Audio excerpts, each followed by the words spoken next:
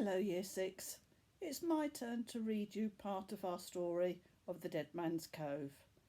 I'm going to be reading Chapter 6, so if you're sitting comfortably, then I'll begin. The following day at school, Laura could hardly concentrate. She was so keen to get back to the North Star and find out more about Tariq. She wanted him to teach her the still thing he'd done with the dogs. That sort of meditating standing up. A skill like that could come in handy in any number of situations. She pictured using it on Kevin Routledge, the boy who in her short time at school had spent many hours pelting the back of her neck with a variety of missiles: wet loo roll, chocolate peanuts, paper aeroplanes, and her favourite pieces of meat left over from his lunchtime hamburger. Laura would have liked nothing more than to gather up the missiles and shove them down Kevin's throat, but over the years she'd attended no less than 8 schools, and if there was one thing she had learnt, it was that boys like him thrived on reaction. She called it the Bambi syndrome. If you behaved like a weakened deer in a forest full of wolves, they preyed on you. The more angry you got, the more you cried, pleaded, became depressed, or ran to the teacher for help, the happier it made them. If you remained outwardly tranquil, even if you were screaming inside, they eventually got bored and went in search of a new victim, often one of their own friends. Laura took a deep breath and focused on a seagull soaring outside the window. She put herself in the bird's body. She imagined floating on air currents, gazing down at the smoky blue ocean and veil of mist that cast a haze over the horizon. Shortly, she would fly over to Porthmeirion Beach and steal an ice cream cone from some unsuspecting tourist. What she really wanted to do was to fly along the forbidden coastal path to Dead Man's Cove to see why her uncle had banned her from going there. Laura had tried asking the kids at school about it, but although a few of them had heard of it and been told to stay away from it, no one seemed to know why it was forbidden. All she'd managed to discover was that it was rumoured to be haunted by the ghost of dead sailors. Mrs. Crabtree hadn't been much help either. "It's a cove like millions of other coves," she said. "Just one more rocky bay. Haven't the faintest idea how it came by its name.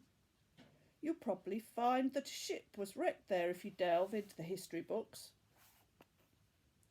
The pelting stopped. Kevin had temporarily lost interest in her. Laura risked a glance at the blackboard. Mr. Gilbert, a balding, bony man with glasses who looked as though he was seldom, if ever, ventured out into the sun, was earnestly explaining a new homework project. By the time the term ended, he wanted everyone in class to have researched and written an essay on what they planned to do when they grew up. "What's your dream job?" he said. "Do you want to be a fireman, a doctor, or a beekeeper? Now, I don't want you writing the first career that comes into your head. Try to be realistic. You're not likely to become a pop singer if you know full well you're tone deaf. And you're hardly likely to be a striker for Manchester United if you'd rather be sitting on the sofa with a TV dinner than going to football practice. But if you genuinely aspire to have a career in something you're passionate about, even if that something is flying to the moon in a space shuttle, I'd like to hear about it."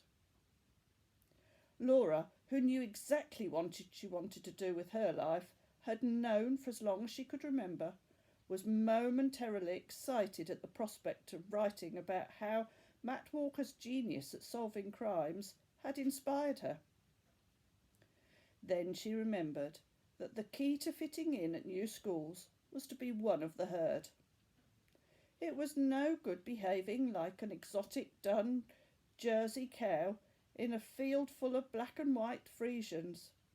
That was just asking for trouble. If the kids believed you were harmless, easy-going, and a trifle dull, they left you alone.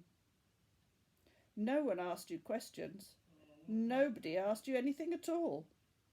Pretty soon you were as invisible as wallpaper. The bell rang and Laura scooped her books into her bag. She'd have to come up with the kind of job that made everybody's eyes glaze over. Something like accountancy. Something like her uncle's job, counting fish for the fisheries. Matt Walker's surveillance techniques were not dissimilar to Laura's philosophy on new schools. The key was to blend in. In the castle in the clouds, he'd had to stake out an estate for weeks in order to discover which of the staff or family members was stripping the castle of its treasures. He'd posed as a doddering, partially deaf gardener who was such a constant presence in the grounds, always pruning, raking, seeding, and boring to tears anyone who passed with his theories for the best fertiliser for roses, that in no time at all he'd been as invisible as his plants.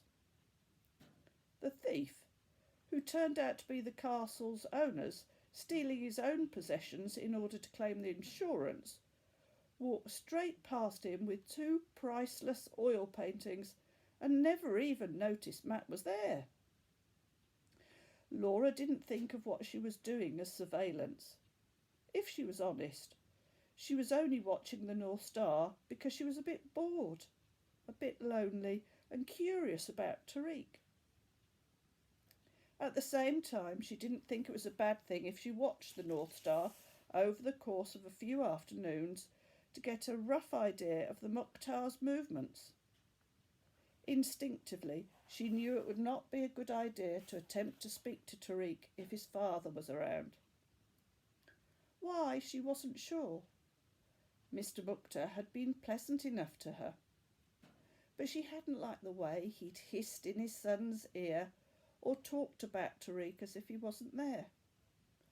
All that stuff about him being 11 years old and not able to speak or write English. It was hardly surprising he couldn't do those things if his father always treated him as if he was an idiot. And maybe Mrs. Mukhtar wasn't the fine teacher her husband believed her to be. Maybe she was always out at the beauticians or hairdressers, as Mrs. Crabtree had claimed. In any event, Laura had decided to sit with her sketchpad and some watercolour pencils she'd borrowed from school on the third-floor communal balcony of the block of holiday flats opposite and observe the grocery. 20 minutes after arriving on that first afternoon, she saw Mr. Mukhtar leave with another brown paper parcel under his arm. By then, her fingers were numb with cold, so she was relieved to see him go. As soon as the shopkeeper rounded the corner of Fish Street, Laura packed up her art things and hurried down to the store. Tariq was serving 2 customers. She pretended to browse until they went and then approached the counter shyly. Tariq was checking receipts and didn't immediately notice her. He was dressed in a white cotton shirt and loose grey trousers, both faded and worn. When he glanced up and saw her, the smile that stole across his face was like the sun on a lake in winter. "Hi, Tariq," said Laura. Now that she was here, she couldn't remember why she'd come. She wanted to get to know him, but that was assuming he wanted the same thing. He might not. I thought I'd stop by and see how your hand was doing. Does it still hurt?" He shook his head and held it out for her to see. He had pianist's fingers, long, slender, and artistic. Laura was pleased to note that he'd changed the plaster on one of them and that the others were healing nicely. She'd left him the antiseptic lotion and box of plasters for that reason. "Dehunabad," he said, and he guessed that this time he did mean thank you. She smiled. "You're welcome." The door behind the counter opened and Tariq stepped rapidly away from her and shoved his hands in his pockets. He stared at the floor. Mrs. Mukhtar swept in, looking every inch a Bollywood star, albeit one who had spent a lot of time in the catering trailer. "Ah, Tariq," she said in a silvery tone, "I see you have found a friend. May one know your friend's name?" She directed the question at Laura, as if she didn't expect her son to answer. "I'm Laura Marlin," Laura said, hoping she hadn't got Tariq into trouble by distracting him from his work. "I just came in to buy a chocolate bar." Mrs. Mukhtar's laugh was like a wind chime tinkling in the breeze. "Marlin? Isn't that a great blue fish with the sword-like bill one often sees stuffed and mounted on the hotel walls?" Laura wondered what sort of hotels Mrs. Mukhtar frequented, but she smiled and said yes. She'd never seen a shopkeeper's wife look less like a shopkeeper's wife, and was struck again by the difference between Tariq and his parents. It crossed her mind that he might be adopted. Mrs. Mukhtar smiled, revealing dazzling white teeth. "You must be the girl who gave first aid to my son when he injured himself. Tariq told us about you. My husband and I are in your debt. Tariq has the most beautiful hands, and it is of the utmost importance that they are kept in good health. Isn't that right, Tariq?" She put an arm around Tariq, and Laura saw a tremor go through his thin frame.